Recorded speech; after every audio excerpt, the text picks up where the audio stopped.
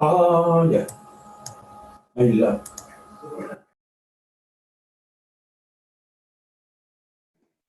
Reiteramos nuestro saludo a todos quienes se están incorporando a esta transmisión.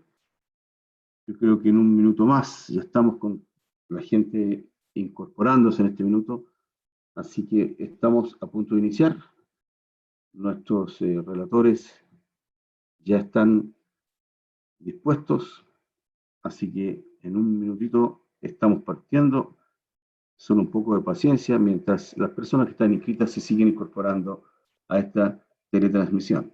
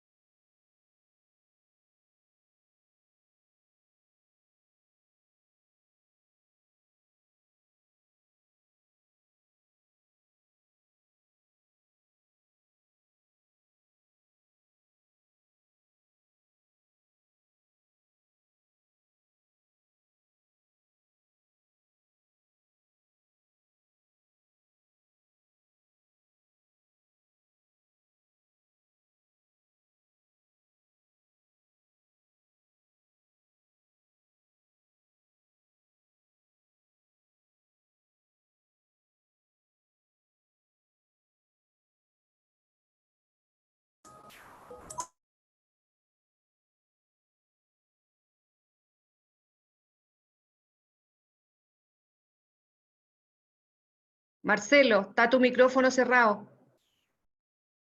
Ahí sí, ok. Buenos días a todos, decía. Un saludo especial de ACIMET a todos los socios y amigos que están hoy día incorporados a esta red. El tema que hoy día nos congrega en sí es importante para el desarrollo en estos tiempos de comunicación y teletrabajo, pero se adquiere doble relevancia en los momentos en que en muchos casos estamos trabajando casi exclusivamente con teletrabajo, donde transitan entonces datos, ¿no es cierto?, e información que puede ser de mucha estrategia de las mismas empresas. Por lo tanto, estamos invitándolos a una sesión más, ¿no es cierto?, de estas que hacemos con ACIMET para resguardar, desarrollar y difundir el trabajo seguro en nuestras empresas. Recordarles entonces que por este medio que nos estamos comunicando, este tipo de charlas dirigidas, hay algunos consejos importantes, por ejemplo, decirles que los micrófonos estarán permanentemente en silencio, rogamos mantenerlo así, para no interrumpir a nuestros relatores y para evitar sonidos que estén detrás de ustedes, que también crean problemas en la continuidad de la charla. Abajo, en esta misma plataforma, está un chat por el cual ustedes podrán ir haciendo preguntas que solo serán respondidas al final de la presentación. para que estén tranquilos. Se les va a hacer un resumen de estas preguntas, lo va a hacer nuestro equipo de producción y se lo responderá al final en la medida que así proceda. Al terminar la charla, se enviará una pequeña encuesta, que para nosotros es muy importante, para saber su opinión sobre esta misma y sobre cómo ha sido esta transmisión. Sin más, decirles que este es otro aporte de ACIMET, que esta vez la estamos haciendo a través de nuestra entidad de ACIMET Asesorías. Y para presentar entonces a nuestros relatores, quiero dejar con ustedes a la gerente de ACIMET Asesorías, la señora Patricia Silva. Buenos días, Patricia. Buenos días, gracias Marcelo. Bueno, saludarlos a todos ustedes también, dándoles el buenos días y agradeciendo la participación a esta charla. Yo sé que es un tema contingente, ¿verdad? La ciberseguridad en tiempos de teletrabajo. Hay muchas empresas que estamos en teletrabajo, por lo cual es sumamente bueno las cosas que iremos a escuchar hoy día.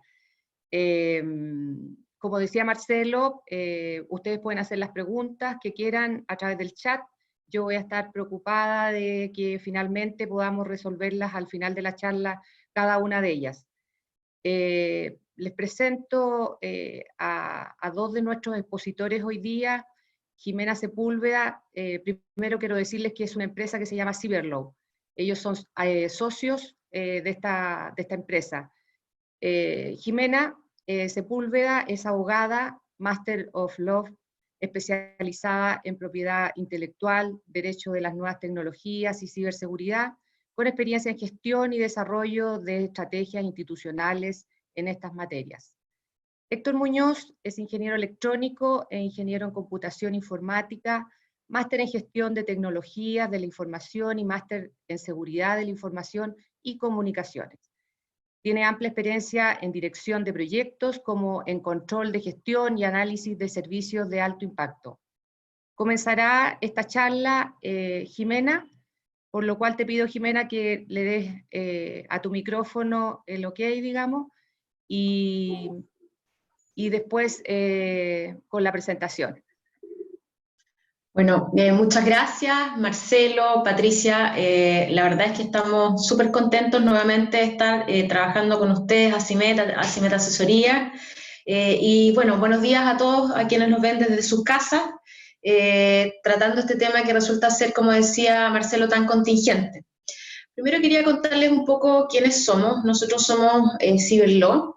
Como decía Patricia, somos una organización que básicamente busca entregar herramientas a las instituciones, a las empresas, que le permitan incorporar en una visión jurídico-técnica abordar la problemática de la ciberseguridad, estableciendo formas de control, mecanismos de prevención, pero además de seguimiento, con la finalidad de asegurar algo que probablemente a cada uno de ustedes les preocupa en demasía, que es la continuidad del negocio de nuestros clientes.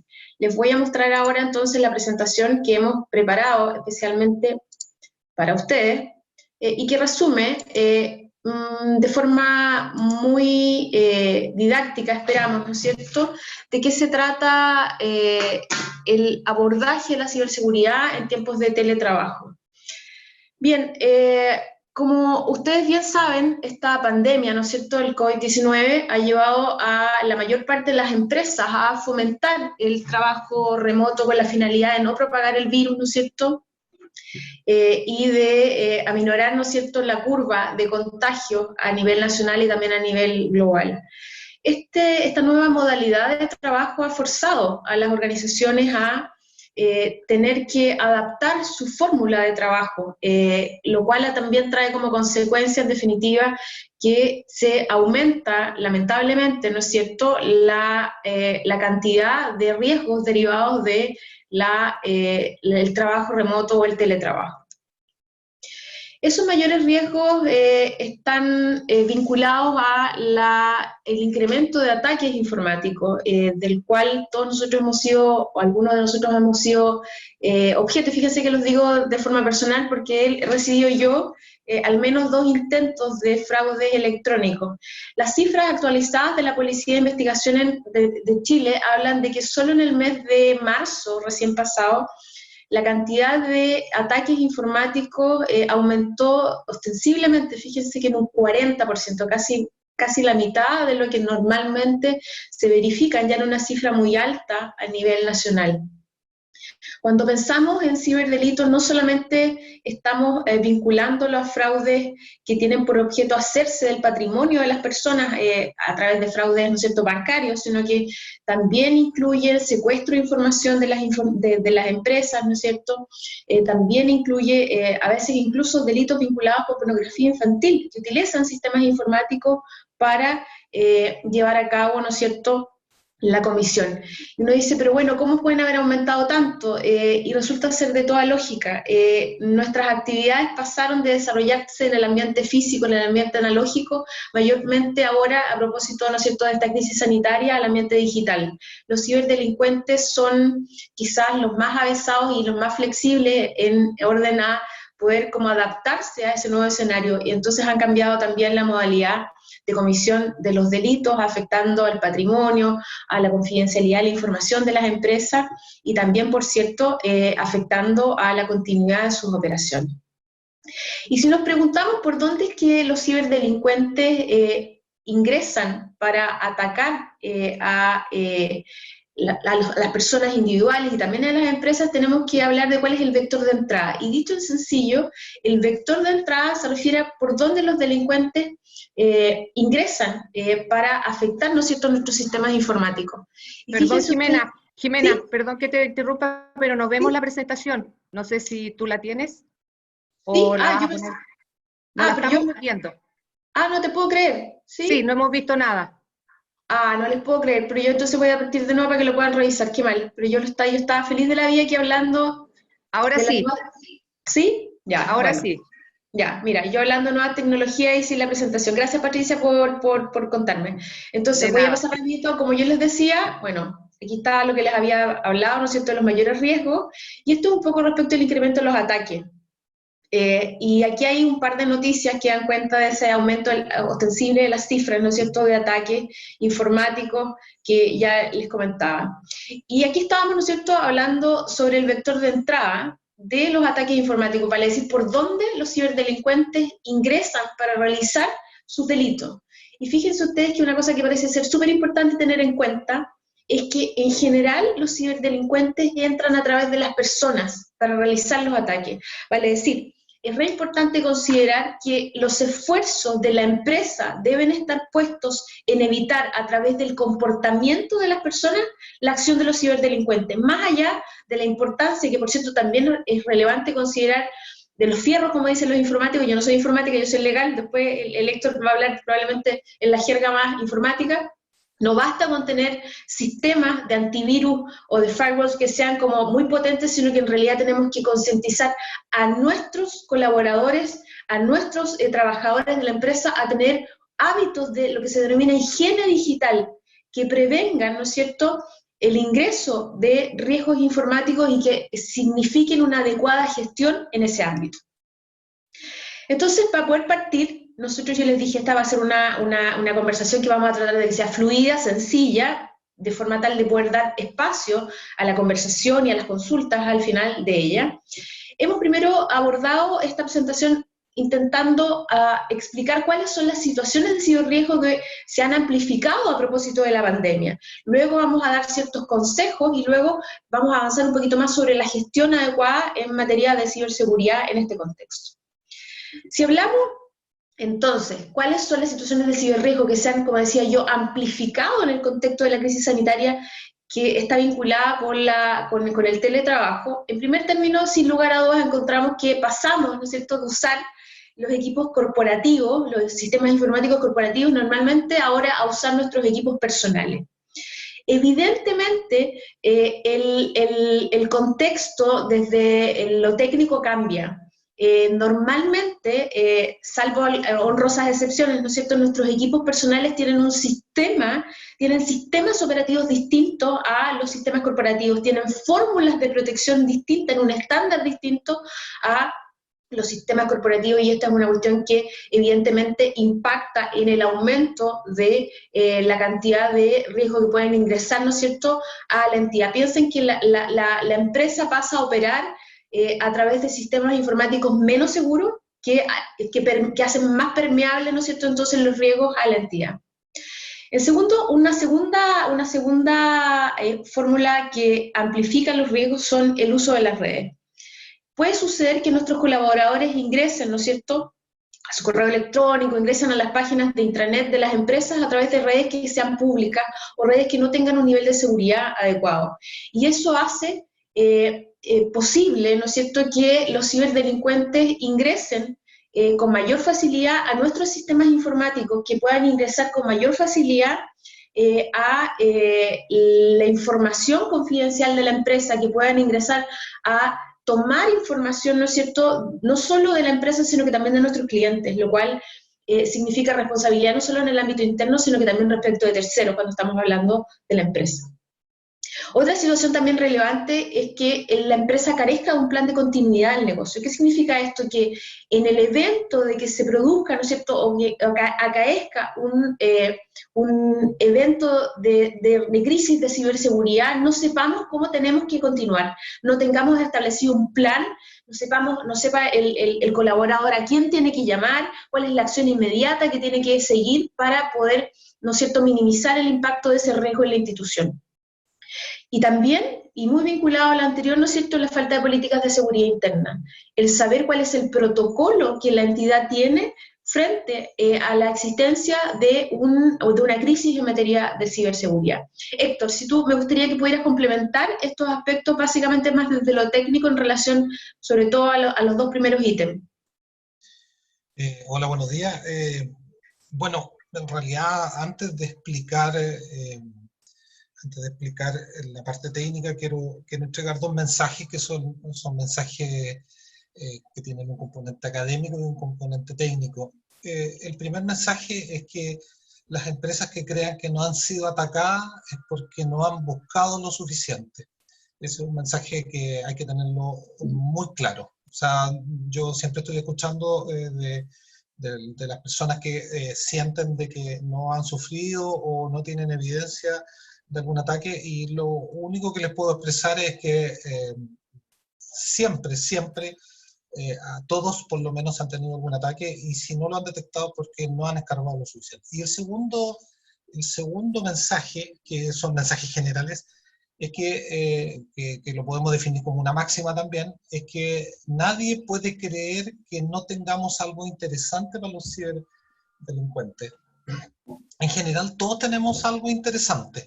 Ya sea una pyme chiquitita, una persona como persona natural, o una mediana o una gran empresa. Entonces, partiendo de esos dos conceptos y recalcando lo que nos indica Jimena, cuando hablamos de los equipos, el uso de equipos personales y no corporativos, en general el equipo personal, hoy en día todas las personas, o la mayoría de las personas, tienen computadores con los cuales ellos hacen sus actividades personales, pero como estos computadores no están sujetos a la plataforma corporativa, en general no tienen ningún control, o su control es más laxo. Nadie podría decir que yo, en este caso mi computador personal, no he visitado alguna página que no corresponde y no tengo alojado algún software que podría servir para instalarme algún malware o algo por el estilo. Tratando de no ser paranoico, porque obviamente que hay que entender ese concepto. En general el computador personal es un computador que tiene menos controles, la plataforma informática no puede revisarlo en su gran mayoría, nosotros se lo prestamos a los hijos instalan juegos, etc.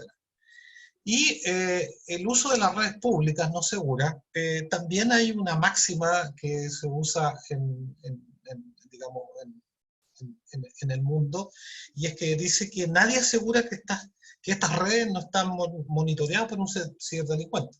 Lo más probable es que muchos de nosotros nos hayamos sentado en algún servicentro por ahí que tienen wifi apurados, muchas veces porque queremos hacer una transferencia, porque queremos contestar un correo, y eso está bien. Vuelvo a la frase anterior, que no hay que ser paranoico, pero creo que en este sentido hay que tener mucho cuidado porque si queremos hacer algo importante, a menos que sea algo relativamente urgente, es mejor no colgarse de una red de uso público. Nadie tiene la posibilidad de asegurar que esa red no tiene un monitoreo de parte de algún ciberdelincuente. En relación a la falta de plan de continuidad de negocio, en general los desastres le van enseñando a los humanos a construir planes de desastre. Hay normativas interesantes en el mundo. Los norteamericanos, después de Katrina, construyeron el sistema comando incidente, que lo que permite es alinear la respuesta y permite planificar la continuidad del negocio bajo todos los aspectos. Pero después el expresidente Obama, norteamericano, cuando se dio cuenta de que la ciberinteligencia y los ciberataques eran un arma, aparte de los portaaviones, destructores y todas estas cosas que tienen los norteamericanos, se dieron cuenta que también tenían que tener algo que protegiera su infraestructura crítica, y ellos lograron identificar varios sectores. En este caso los norteamericanos tienen 16 sectores de infraestructura crítica, nosotros los chilenos tenemos 11, y establecieron una normativa que se llama NIS, y que ella, en otras palabras, lo que pretende es establecer parámetros para que la continuidad del negocio esté siempre como el primer ícono el primer ícono de toda esta estructura. En un plan de continuidad de negocio, así como muy rápido, hablándolo muy rápido, uno tiene que identificar, proteger, detectar, responder y recuperar. Adelante podemos conversar un poco más de eso. Ahora, es muy importante, Héctor, y perdón que interrumpa, que se considere que cuando estamos hablando de los aspectos de ciberseguridad en las empresas, si bien tenemos cierta regulación, en el contexto yo creo que se ha hecho súper evidente que se trata de una cuestión de responsabilidad de la propia organización, en donde la empresa tiene que ser, de alguna forma tiene que, digámoslo así, de forma un poco jurídica, pero tiene que ir adelante de forma proactiva, ¿no es cierto?, en adoptar normas que pretendan proteger adecuadamente la confidencialidad, la integridad y la disponibilidad de los sistemas, ¿no es cierto?, de ella, y no esperar que venga el Estado a regularlo. Nosotros fuimos, ¿no es cierto?, testigos de cómo, a propósito del estallido social, se intentó hacer esta regulación del área de infraestructura crítica, ¿no es cierto?, lo cual eventualmente igual iba a incluir la regulación en el ciberespacio. No resultó, pero entonces lo que ocurre es que son las propias empresas quienes tienen que tomar resguardos de protección en el ámbito del ciberespacio, así como nosotros siempre decimos, así como las empresas invierten en cámaras, ¿no es cierto?, invierten en guardias de seguridad, también tienen que invertir en la protección de sus activos en el ámbito digital, sobre todo en el contexto actual en el cual sus actividades han pasado a ser fundamentalmente desarrolladas en el ámbito digital. Entonces eso es una cuestión súper importante de tener en cuenta. Imagino que todavía están viendo la presentación y estoy todavía compartiendo, si me dice acá que sí. Héctor, nosotros vamos a hablar ahora de los síntomas de cibercontagio. Si tú pudieras continuar, porque me parece que tú eres el más especialista en lo técnico para poder contar un poco cuáles son estos parámetros que la gente tiene que tener en cuenta para determinar si efectivamente pudiesen estar siendo víctimas de un ataque informático. Sí, bueno, complementando, a mí me gustan las máximas. Yo soy mucho de dicho y de esas cosas. Creo que dentro de los aprendizajes, yo creo que esas frases siempre dejan. Complementando lo que decías y tú anteriormente en el sentido de adelantarse. Hay una frase que decía un connotado científico que era que el valor de la ciencia está en adelantarse a los hechos. Entonces, de repente, nosotros, los humanos, nos preocupamos mucho de la ciencia, de desarrollar una serie de cosas, pero no tenemos la capacidad de dar un paso más adelante. ¿Y por qué lo digo eso? Porque hoy día la máxima, tanto de nosotros como personas, como de las empresas, es la protección de los activos estratégicos. Y los activos estratégicos hoy día son los datos. A mí me da la sensación que nosotros como personas valemos más como datos que como personas a esta altura. O sea, tenemos más valor en esa parte. Las compañías, sin duda, sus bases de datos, toda su estructura. Entonces, cuando tenemos algunos síntomas, los síntomas yo creo que siempre están radicados desde el uso de las plataformas personales. Entiendo que en la mayoría de las empresas, los distintos departamentos de informática, gerencias de informática, yo creo que tienen esto bastante maduros, unos más, unos menos.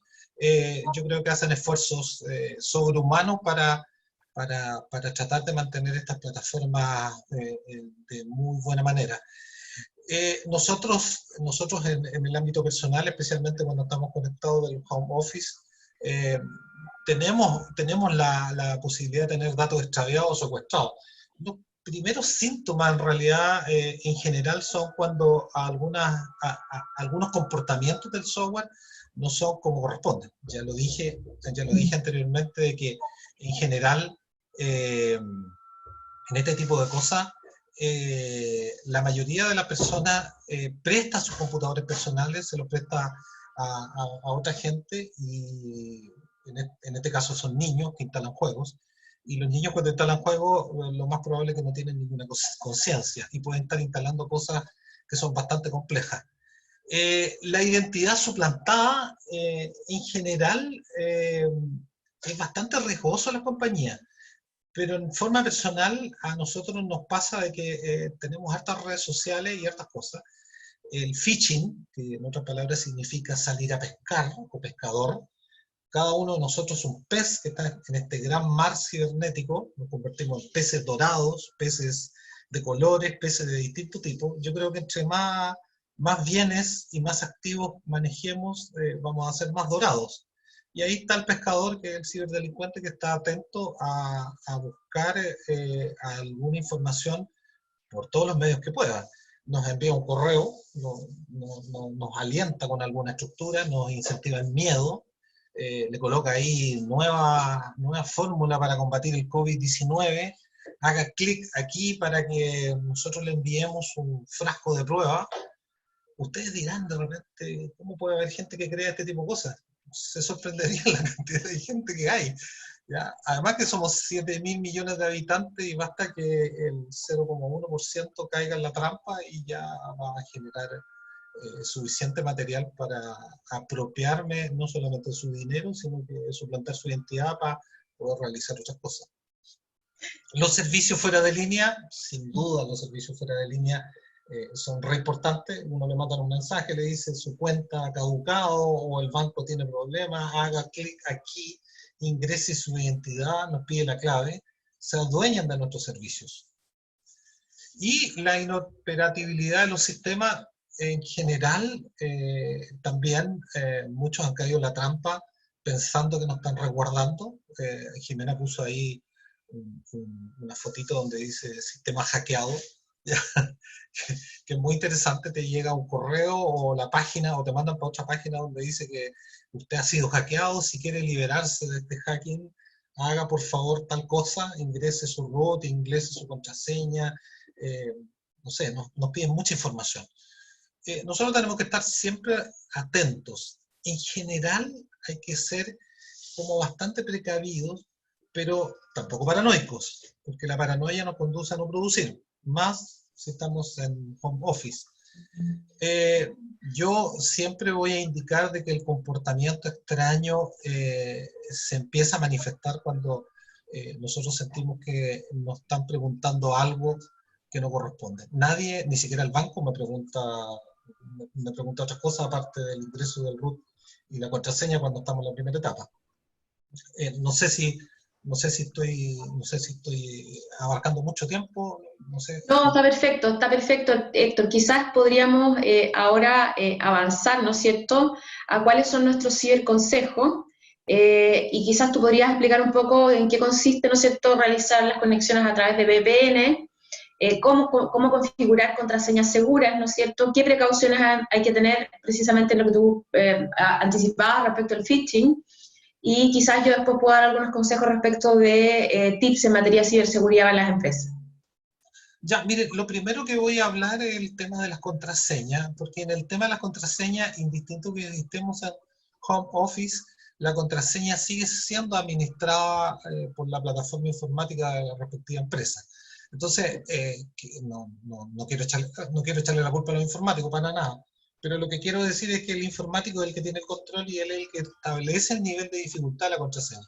La contraseña se sugiere que en general tengan una letra mayúscula, algunos caracteres alfanuméricos, números y símbolos, y que ojalá no sea menor a una determinada longitud, ojalá 8 o 10 caracteres, y que duren una determinada cantidad de días. Alguna vez en alguna conferencia yo he dado el ejemplo que hay muchas empresas que cambian la contraseña cada 30 días, y piden los mismos parámetros que yo estaba indicando, pero al cambiarlo cada 30 días, por eso hay que repensarlo, al cambiarlo cada 30 días la gente dice, oye, ¿en qué mes estoy ahora? Estoy en mayo. Eso, clásico, yo iba a decir lo mismo. Claro, mayo 2019 y le ponen un más o le ponen un menos. Entonces, claro, yo siempre doy ese ejercicio porque, aunque resulta básico, el lugar donde voy, eso es así. Entonces la gente se queda como súper tranquila, ¿no? O sea, la contraseña la cambiamos cada 30 días. Entonces, no solamente el largo de la contraseña o los componentes de la contraseña son importantes, sino que el parámetro humano o sociológico. El humano, si yo le cambio la contraseña cada 70 días, lo más probable es que le voy a romper el patrón, ¿cierto? Y ya no va a tender a colocarle el mes, ¿ya? Y va a tender a colocar algo un poco más sofisticado. También el tema de las VPN. En el tema de las VPN hay harto paño que cortar, porque en general las compañías usan las VPN que le recomiendan sus proveedores, ya sea donde tengan alojados sus servicios. Muchas compañías usan una determinada VPN porque es la que acepta o trabaja con su firewall, ¿ya? Otras trabajan con otra VPN, que es la VPN que le entrega al proveedor de servicios. Si tiene alojado su servicio en Amazon, Amazon le recomienda determinada VPN, ¿ya? Y en general las VPN son bastante seguras, algunas más, otras menos. La VPN, al final, su seguridad radica específicamente en que establece un mecanismo cifrado de seguridad y que su transmisión, que es por medio de un subtúnel, porque al final la conexión entre dos personas está delimitada como una carretera, pero se construye una carretera subterránea sobre esa carretera que va cifrada y que me permite que esto funcione de una manera distinta.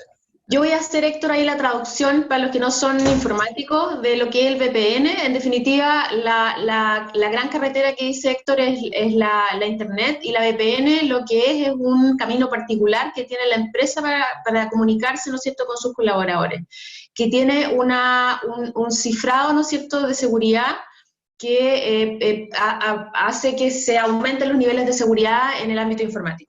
Eso es como un poco para explicarlo para los que no saben lo que es el VPN, ¿no es cierto? Es en el fondo una autopista más segura para que transite nuestra información y transiten nuestros activos. Ahora, lo que hay que siempre considerar es que la Internet es esencialmente un camino inseguro, o sea, es una autopista insegura que fue construida no para, y siempre decimos esto con Héctor, ¿no es cierto?, es una autopista que fue construida o un medio que fue construido no para dar seguridad, sino que en realidad todo lo contrario, fue construida para compartir información.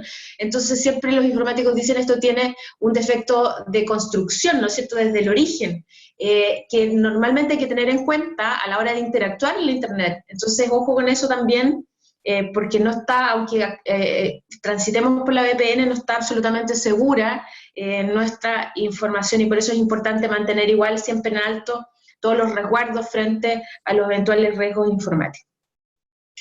En el tema del phishing, ¿no es cierto?, tú lo explicabas súper bien, Héctor. El phishing se trata en el fondo de tomar nuestra información, de secuestrarla, nuestros datos bancarios, nuestra información confidencial de la empresa, para poder después, ¿no es cierto?, utilizarla o eventualmente solicitar rescate. Eso ocurre más corrientemente de lo que uno imagina. y me gustaría que pudieras explicar un poco cuáles son las técnicas que se utilizan ahí, la ingeniería social, el fingerprinting, porque es bien interesante tener en cuenta a propósito de qué es lo que nosotros entregamos en relación a nuestra identidad digital, porque a veces uno no tiene tanta conciencia de la importancia. Sí, yo creo que, como lo expliqué hace unos minutos atrás, nosotros somos todos peces que estamos en este mar de la, como lo dirían los fanáticos de las películas, estamos en la gran Matrix y todos navegamos como unos peces de distintos colores dentro de esta Matrix. Y los ciberdelincuentes están en la parte alta y todos los días se colocan con una caña de pescar viendo quién de nosotros muerde el anzuelo. Sí. Cuando digo morder el anzuelo significa específicamente que ellos están creando todos los días dispositivos para que nosotros mordamos el anzuelo. Hoy día se conocen muchos mecanismos, como desde el correo electrónico enviándonos una maravillosa promoción, o se ha ganado el iPhone 11. iPhone 11 que lo veo siempre, de hecho me llegan muchos correos que usted se ha ganado un iPhone 11. No puedo creer que exista alguien que crea que a alguien le van a regalar un iPhone 11 que no vale muy barato de una forma tan simple. Al final, eso es un anzuelo con muchos colores y muchos decorados. Los que les gusta la pesca lo van a entender. A mí no me gusta la pesca, así que no podría explicarlo tan bien, pero estoy seguro que existe mucha gente que le gusta la pesca y ellos van a entender de que para distintos pescados se usan para distintos peces, porque en realidad el pescado es cuando ya lo tomamos. Para distintos peces se usan distintos anzuelos. Entonces, para distintas cosas se usan distintos tipos de trucos o distintos tipos de artimañas para que nosotros mordamos el anzuelo. No voy a dar grandes ejemplos porque yo creo que después de esto lo vamos a entender perfecto. Cualquier promoción, cualquier regalo, cualquier comunicación que no cumpla con la norma estándar, que me llegó de una revista, hasta de un diario, yo he visto sin contar los bancos, de cajas de compensación, de Falabella, Ripley, etc., donde llegan que a uno le están haciendo un regalo impresionante. Ese es un maravilloso anzuelo con un señuelo ahí de colores para que nosotros mordamos. Y en esta época, Héctor, quizás también podríamos relevar que se están usando páginas, ha aumentado la cantidad de páginas web vinculadas al coronavirus y a los dominios, y se está utilizando mucho, ¿no es cierto?, el coronavirus para hacernos caer en fraudes informáticos. A veces nos piden en algunas páginas donaciones, ¿no es cierto?, nos piden ingresar nuestros datos de cuenta corriente, o nos piden entrar al archivo adjunto, en donde se supone que viene un mapa interactivo respecto a cómo ha evolucionado la enfermedad en nuestra región, que eventualmente pueden contener, ¿no es cierto?, virus que puedan infectar nuestros servicios, nuestros computadores y los sistemas operativos de las empresas, ¿no es cierto?, que eso también es una cuestión importante tener en cuenta. Sí, es la línea que separa la paranoia con la forma correcta de trabajar. Es como súper difícil de identificarla dónde está.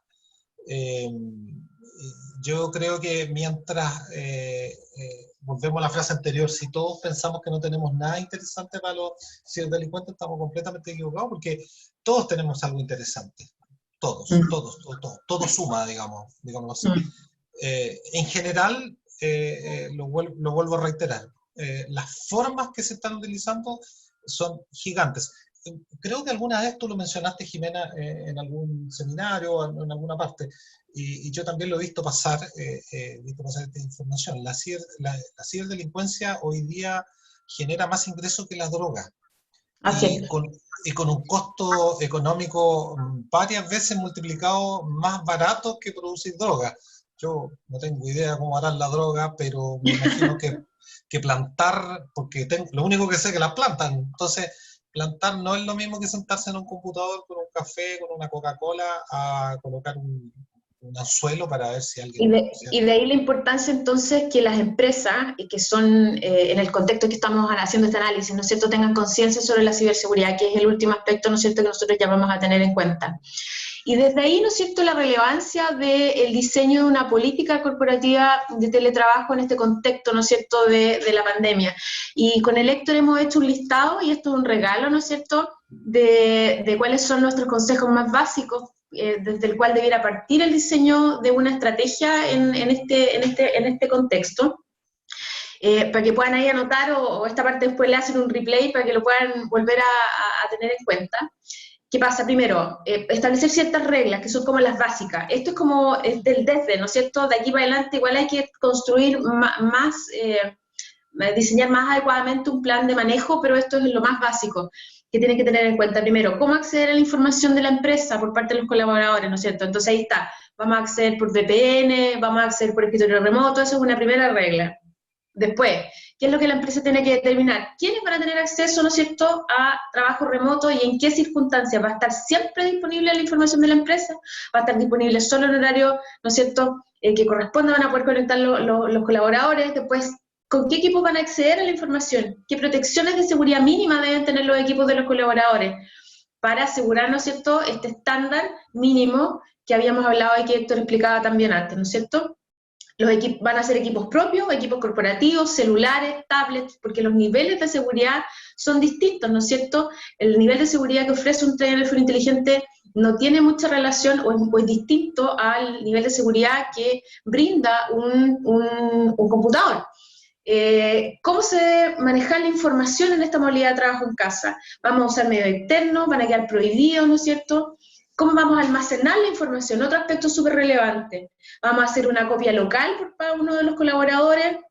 ¿O vamos a generar una norma de, ¿no es cierto?, de almacenamiento en una nube? ¿En qué nube vamos a almacenar? Porque no es lo mismo que todos almacenen en la nube personal, que tengan asignado su correo electrónico, que sea una nube corporativa.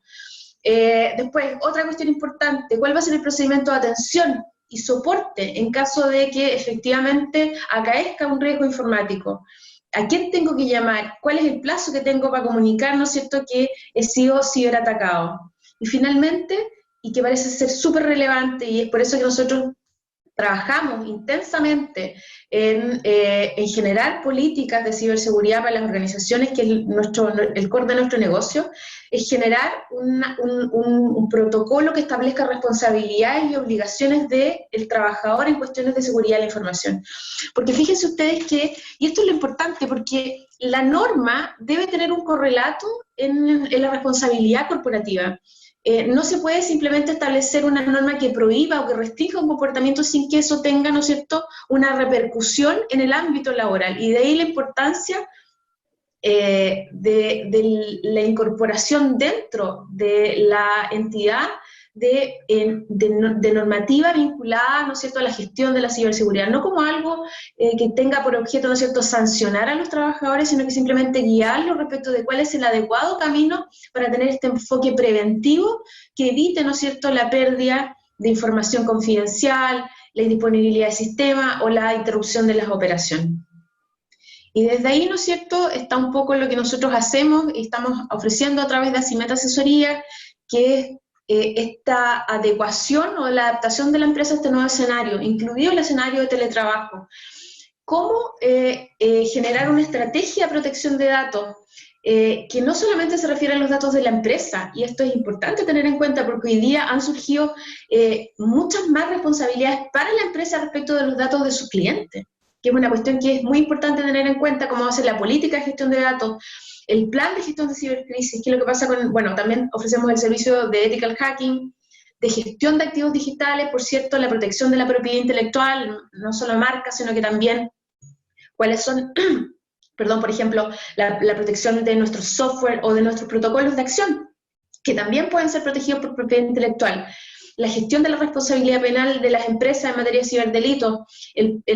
Hoy día está casi a puertas, ¿no es cierto?, de ser, esperamos, aprobado un proyecto de ley que sanciona a las empresas en el ámbito criminal por la ocurrencia de ciberdelitos que dejaron de ser solo 2 ciberdelitos, que era el espionaje y el sabotaje informático, sino que hoy día se amplía, incluyendo figuras de fraude, figuras de uso de sistemas informáticos corporativos para cometer delitos contra la propiedad intelectual, o incluso en el ámbito de la pornografía infantil.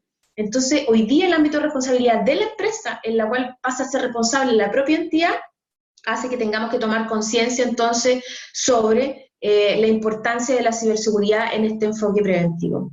Eso es un poco lo que queríamos plantearles.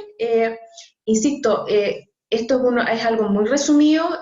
Las reglas que les dimos son la base para construir, ¿no es cierto?, una adecuada política de gestión en materia de ciberseguridad en este contexto, pero estamos muy abiertos a recibir ahora las consultas que puedan tener. En particular, si tienen algún problema práctico, el Héctor es un súper capo en la materia, así que aprovechenlo para hacer todas las consultas que puedan tener. Bueno, eso es, muchas gracias. Gracias a Jimena y a Héctor. Tenemos algunas consultas por el medio del chat que se las voy a leer. Amaros Camus pregunta, en gestión de riesgo de seguridad de información en Chile, la gestión de riesgo no está aún ampliamente considerada, ya que el gobierno corporativo es débil. ¿Cómo se puede concientizar o evangelizar a los directivos para que asuman esta importancia? Mira, yo creo que es una súper buena pregunta, Patricia. Hoy día lo más importante es tener en cuenta que la responsabilidad dejó de estar difusa en la entidad, sino que a partir de la nueva normativa que hoy día está vigente, si pensamos en el Reglamento General de Protección de Datos de la Unión Europea, ya lo hemos dicho antes cuando nos hemos juntado, hoy día aplica también a las empresas, algunas empresas chilenas que probablemente no lo tienen ni idea, y ella impone responsabilidad a la entidad en el ámbito pecuniario, pero también eventualmente se puede imponer, a propósito de la nueva normativa que habíamos señalado de delitos informáticos, responsabilidad a los propios gerentes. Responsabilidad a los gerentes. Entonces, y no al gerente TI, sino que al gerente general de la entidad por tener el control y la dirección de la organización.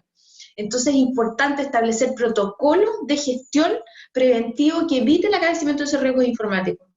Y en definitiva, hacer conciencia de la importancia, ¿no es cierto?, de este enfoque preventivo en materia de ciberseguridad. No sé, Héctor, si tú quieres agregar algo más. No, en general tú mencionaste todo lo que necesitamos. Lo que sí es importante es que justamente los directivos o las personas que dirigen la compañía tienen que tener conciencia que hoy en día dentro de los activos estratégicos de la compañía, sin duda están los activos TI. Los activos TI yo creo que las compañías lo tienen súper claro. Hoy día sin TI definitivamente volvemos varios años para atrás o varias décadas para atrás. Hay una prevención de fraude que es súper importante dentro de la compañía y que debe ser reforzado y que obviamente que todo empieza a caer dentro de la misma estructura. Los desafíos de las nuevas tecnologías sin contacto. Pensemos que esto del coronavirus nos va a obligar, ya hay muchas cosas que están implementándose. La tecnología sin contacto, en donde ya voy a tener una cámara que voy a poder identificar, ustedes lo vieron en la televisión, puede medir la temperatura, etc. Pero si ustedes se preguntaron, esa cámara, adivinen dónde está conectada. ¿Está conectada a la plataforma TI? O sea, no está conectada... No está conectada no solamente a la electricidad, está conectada a la plataforma TI. O sea, hay algo que no lo teníamos considerado dentro de la plataforma y que se está agregando. La robotización viene acelerada. Es vital darse cuenta que en muy poco tiempo más vamos a tener un montón de acciones que las hacían determinadas funciones y ahora las van a hacer vía robot. Tenemos nuevos conceptos de seguridad física, es interesante ver este tema. La gestión de emergencias cibernéticas, nuevas plataformas IoT, escala de telemetría, que cada día tiene un rol más importante y que obviamente van a dar luces para ir entendiendo que son parte de la protección de los activos estratégicos y están conectados a las redes. Lo que nosotros hemos dicho siempre, y complementando un poco lo que dice Héctor, es que es importante que las empresas, así como tienen reglamentos de higiene y seguridad en el ámbito físico, incorporen también como un anexo, ¿no es cierto?, un reglamento de seguridad informática, que establezca en definitiva cuáles son los no de una forma represiva, sino que por el contrario, estableciendo cuáles son las conductas óptimas o cuáles son los protocolos de seguridad que deben adoptarse en caso de que ocurra, ¿no es cierto?, algún ciberataque o de alguna forma que establezca cuáles son las conductas que son admisibles, cuáles son no admisibles, y que eso tenga un correlato también en el ámbito laboral.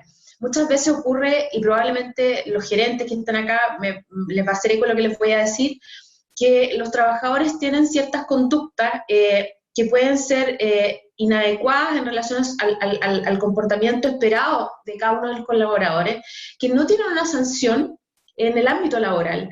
Y muchas veces ocurre que podemos tener un colaborador que ha tenido un comportamiento muy inadecuado, poco esperable dentro del contexto de la organización, que se resuelve, por ejemplo, desvincularlo, y que cuando lo llevan a la justicia laboral, resulta que siempre a las empresas les va muy mal. Y eso ocurre fundamentalmente porque no existe a nivel interno un código, ¿no es cierto?, de comportamiento. Si llevamos esto al ámbito de la gestión informática, esto es mucho más evidente.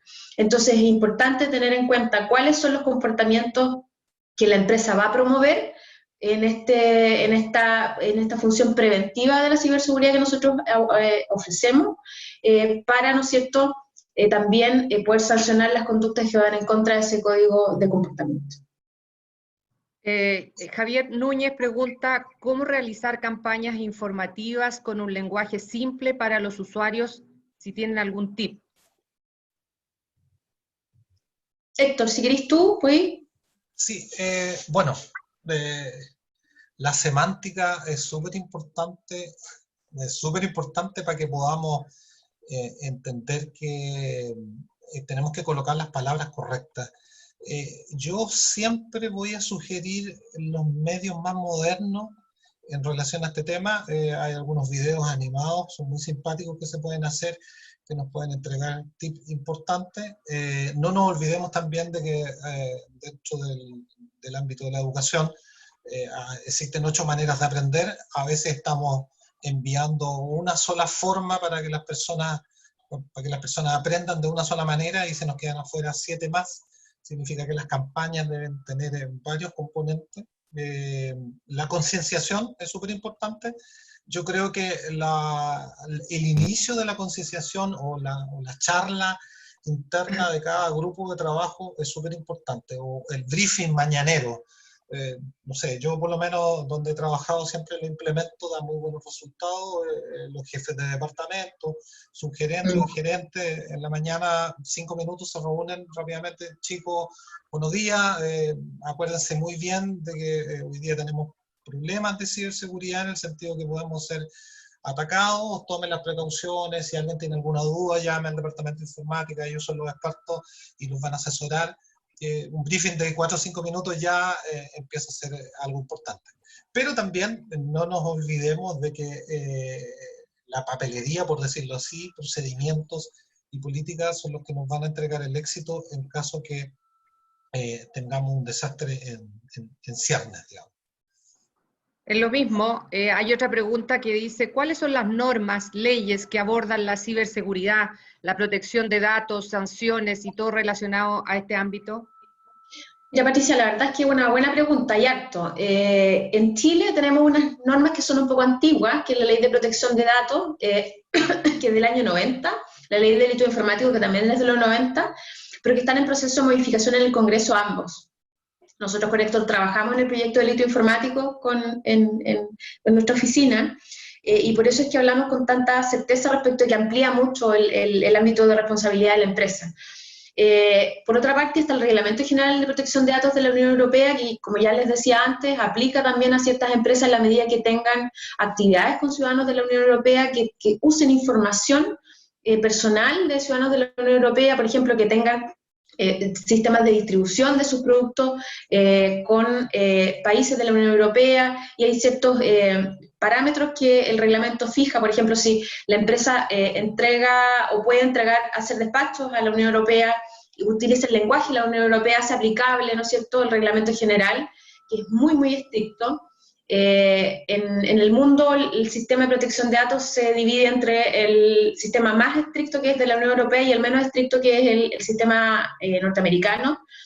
Y en el sistema europeo existe una agencia de protección de datos que está permanentemente monitoreando las infracciones a ese ámbito, a las obligaciones que hoy día son muy, muy exigentes respecto a las empresas, de manera tal que eso es una cuestión que por sí solo debiera alertar a las empresas locales para aumentar, ¿no es cierto?, los estándares de diseño de protección de la información de las personas.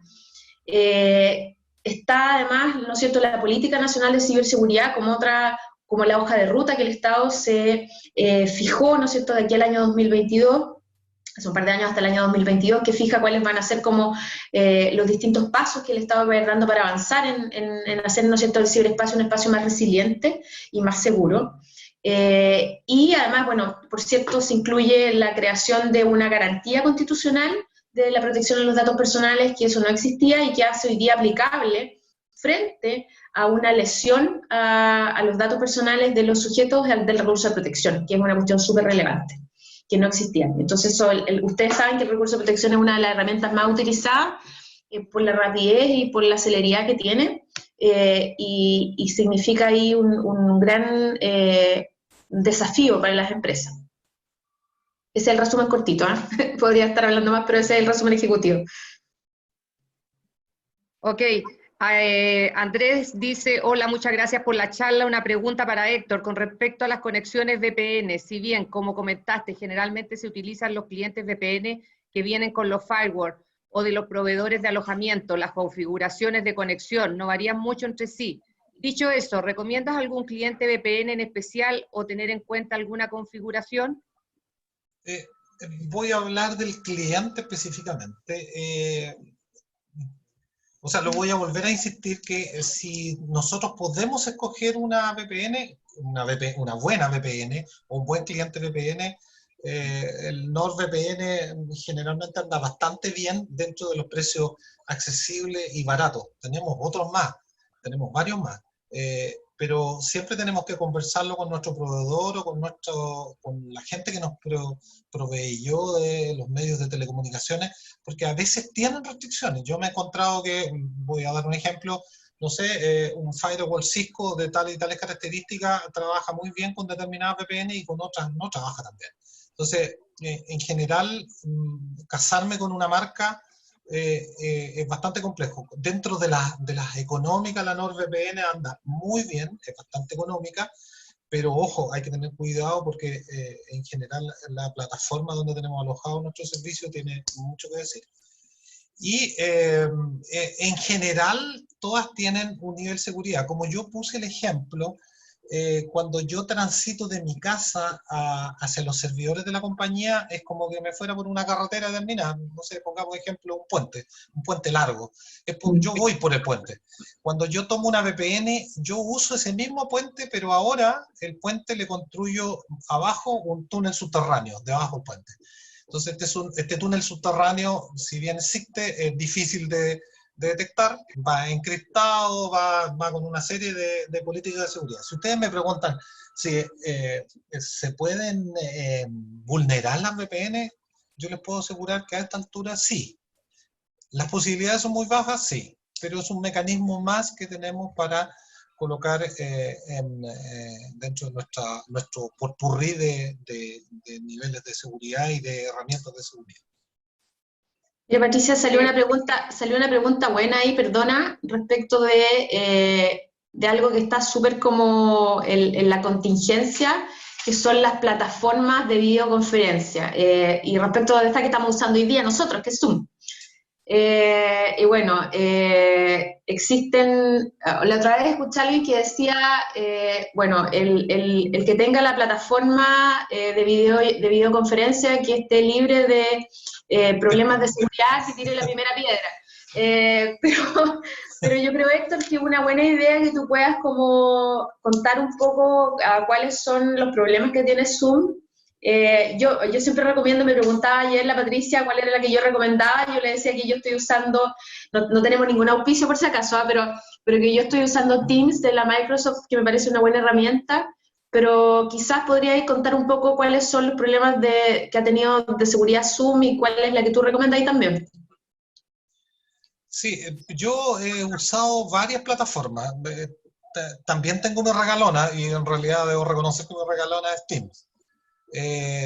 me da la impresión de que Teams tiene un desarrollo un poco más fuerte que el resto de las plataformas, porque cuando la construyeron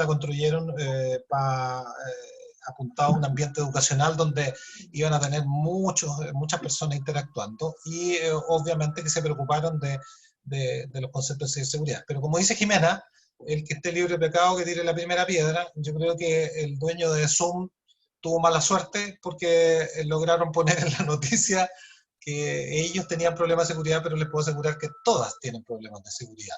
Ahora, vuelvo a reiterar, no tenemos que entrar en la paranoia, ¿ya? Si estoy en una reunión de directorio donde estoy decidiendo la inversión de millones y millones de dólares, sin duda tengo que tener una precaución bastante más alta y tengo que escoger alguna plataforma que me entregue algún nivel de seguridad más alto que las otras.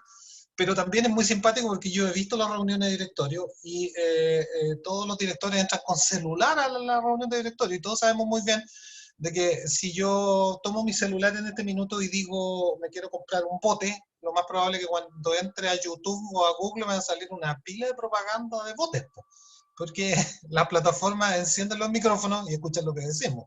Entonces, no hay que pisarse la cola también en el sentido de ponerse paranoico con que la plataforma puede ser insegura si yo no he tomado otras precauciones atrás, digamos. Entonces, si estamos decidiendo una reunión con respecto a cosas que no tienen tanta importancia y no tienen tanto valor, lo más probable es que cualquiera de las plataformas me sirvan. Sigo insistiendo de que mi preferida es Teams, ¿ya? Sigo insistiendo. Pero Zoom, se supone que con todos los parches de seguridad que le instaló hace muy poco, de hecho cuando yo abrí Zoom ahora me dijo que lo iba a actualizar, ya, lo más probable es que haya subsanado el 90 o el 95% de todos sus problemas. Ahora, yo quiero ser insistente. Para que una plataforma sea insegura también tienen que existir otros factores como qué nivel de seguridad soy el que estoy utilizando en relación al tipo de información que estoy comentando. Eso es súper trascendente, ¿ya? No sé, si yo fuera el ministro de Hacienda y estoy viendo el presupuesto de la Nación con el presidente de la República, estoy sin celular y no lo voy a hacer por videoconferencia, lo voy a hacer alejado a 3 metros, pero lo voy a hacer en vivo y en una sala completamente cerrada porque no quiero que escuche nadie. ¿Ya? No sé si se entiende ese ejemplo. Perfectamente. Jimena, en honor al tiempo, yo vería la última pregunta, ¿qué te parece? Y las demás las contestamos después por mail a las personas que las hicieron. ¿Cuál crees tú de las preguntas que están ahí que quisieras responder? Mira, yo creo que si se deben dinamizar las políticas, lo que hace alguien, que pregunta, no alcanzo a ver, si se deben dinamizar las políticas de seguridad, pregunta recurrente porque hasta las mismas empresas de seguridad han sido vulnerables. Yo creo que, bueno, Héctor es la persona para explicar, el más idóneo para explicar por qué el ciclo de la gestión de la seguridad informática es un ciclo vivo, ¿no es cierto? No es algo que termine, sino que es una labor constante. Héctor, yo creo que tú puedes explicar mejor que yo desde lo técnico por qué eso es así. Mira, el ciclo de vida de la seguridad hay que ser muy claro. Lo voy a leer directamente del papel para no... Pero que anticuado del papel, ¿no? Oye, yo soy súper, ¿cómo se dice? Soy muy TI, pero hay cosas que las mantengo en papel siempre. El ciclo de vida de la seguridad, para que se entienda, es un ciclo de vida que tiene que estar presente en todas las plataformas, en todas. Análisis y gestión de los riesgos. El análisis y gestión de los riesgos es súper simple. En realidad, o sea, simple en la primera etapa. Todos los departamentos de informática deberían tener súper claro qué significa cada una de sus plataformas, cuáles son las más importantes y las menos importantes, y colocarlas en un orden precedente. Ahora, esto no significa que ese orden dure para siempre. Todos los días hay que estarlo revisando. Establecer la planificación de seguridad, hay que establecerla. Algunos tienen menos presupuesto, otros tienen más. Entonces el que tiene poco presupuesto tiene que decir, oye, de todos estos hijos que tengo aquí, tengo 10 hijos, voy a tener que vacunar solamente el primero. No me alcanza la vacuna para los otros. Pero ya tenemos el más importante. Implementar salvaguardas, establecer las salvaguardas correctas. Yo siempre lo digo, es importante analizarlo con las personas especialistas, porque las empresas en general tratan de venderme una solución y la solución a veces no es la correcta, ¿ya? Eso es importante, ¿ya? La mayoría de las empresas que se dedican a este tema lo que hacen es vender un producto y el vendedor le paga en comisión por ese producto, entonces nadie me asegura que sea correcto. Y si yo no he hecho la planificación y no he hecho el análisis de riesgo, lo más probable es que esté colocando un escudo, en vez de colocármelo en el pecho, me lo esté poniendo en las rodillas. Y el último componente del ciclo de la ciberseguridad es la monitorización y gestión de los cambios de seguridad. Esto es un ciclo vivo, todos los días, todos los días. Cuando digo todos los días, significa que todos los días tengo que revisar mi plataforma, tengo que tener algún mecanismo para mirar los logs. Los informáticos entienden perfectamente lo que digo cuando digo log, o para tener alguna plataforma, algo que me diga, oye, ¿qué pasó ayer? ¿Qué pasó anoche? ¿Cuántos usuarios tuvimos conectados a la base de datos anoche? Sería, oye, ¿hay usuarios que se deben conectar en la noche? Son preguntas simpáticas que a lo mejor me pueden indicar un indicio, ¿ya? Oye, sí, anoche tuvimos 10 usuarios conectados a la base de datos. Oye, pero se supone que todo el mundo estaba durmiendo, ¿por qué estaban conectados? Ese tipo de cosas. Está de más decir que el que necesite ayuda, pues, tiene nuestros correos, Jimena, ¿cierto? Y estamos aquí disponibles para lo que sea. Jimena, por si acaso, tienes tu micrófono desactivado. Sí, no, y además está el contacto a través de Asimet Asesoría, Sí, ¿no es cierto? sí. Que es el canal para que puedan requerir ayuda. Como decía Héctor, es súper importante tener en cuenta que en materia de ciberseguridad, la empresa necesita, esto es un traje hecho a la medida. No sirve, ¿no es cierto? Para esto no sirve ir a Falabella y comprar uno de los trajes que tienen tallas estándar, porque en realidad todas las realidades de las empresas son distintas. Entonces, si compramos un talla S, probablemente en alguna parte va a quedar desajustado y basta con que haya alguna brecha de seguridad que permita, ¿no es cierto?, que un ciberdelincuente entre para que te pongamos en riesgo completamente, ¿no es cierto?, los activos de nuestra empresa. Y eso es importante entonces cubrirlo adecuadamente con este trajecito hecho a la medida, que es el único que sirve para poder tener este enfoque más preventivo, que evite, ¿no es cierto?, los riesgos en la confidencialidad, la integridad del sistema o la operatividad de las actividades de la empresa. Eso. Ok, muchas gracias Jimena, muchas gracias Héctor, muy claro y por lo menos yo que no soy tan TI como todos los que están aquí, muchos de ellos eran del área informática de las empresas, pero me quedó bastante claro y que los errores empiezan por uno, en general. Y lo otro que a mí me ha complicado, donde yo estoy más viejita ya, es que Déjate hablar, oye, recordar tanta contraseña, olvídate, o sea, qué horror, porque es un espanto. Encima si hay que cambiarla, cuando ya me está actualizando en el tema, viene este cuento que hay que cambiarla otra vez, acordarse. Pero ahí, Héctor, quizás tú le puedes dar un último tip, porque hay sistemas de autenticación que son complementarios a las contraseñas. Hay 3 sistemas de autenticación, ¿no es cierto? Lo que uno sabe, lo que uno tiene, ¿y cómo es la última, Héctor? O sea, lo que uno sabe, lo que uno tiene, porque hay 3 sistemas de autenticación, entonces se pueden complementar las contraseñas con dispositivos o con otros sistemas que hacen más segura y que evitan que uno tenga que andar acordándose de tantas cuestiones. Fíjate que dentro de la, como tú lo dijiste, yo creo que en realidad el gran mensaje es que las plataformas tienen que tratar de colocar a lo máximo dos tipos de contraseñas. No sé, pues hay empresas que tienen, he visto empresas que tienen 21 sistemas y cada uno tiene que recordar las 21 contraseñas de los 21 sistemas. Eso es desastroso. Entonces, la compañía, vuelvo al inicio, el análisis de vulnerabilidad o el análisis de riesgo, entonces la compañía tiene que decir, ya, a ver, ¿cuáles son mi sistema más importante? Ya. Y lo otro, bueno, en segundo lugar, y unifico las contraseñas de todos los otros sistemas, dejo dos niveles de contraseña y subo mi estándar a una tercera clave o una segunda clave. El otro día vi una nueva aplicación que sacó Microsoft, que la estoy explorando y estoy mirándola, que es muy simpática. Tampoco tengo sponsor de Microsoft, pero me llamó la atención que ellos fueran de los primeros que sacaron esto. Tú colocas tu contraseña y te manda a tu celular, igual que el banco, te manda un código. Y tienes que ingresar un código. Y eso está muy bien, porque permite de que yo relaje en cierta medida el ingreso de contraseñas si tengo muchos sistemas. O sea, puedo unificar las contraseñas de todos los sistemas de mi compañía si yo tengo una tercera clave o un segundo método de verificación. Y así hago que el usuario también sea más productivo, porque sin duda tú tienes razón, Patricia. Estar recordando el montón de contraseñas es muy complejo. Es muy complejo, para mí se hace muy complejo y la verdad es que Para es todos. un tema. Porque además no la puedo anotar en ninguna parte, porque me llegan a robar el celular y bueno, y ahí quedan todas mis contraseñas, por lo tanto es bastante complicado. Bueno, todas las preguntas que fueron realizadas y que no pudimos hacerla en esta oportunidad van a ser respondidas a sus mails, así que quédense tranquilos.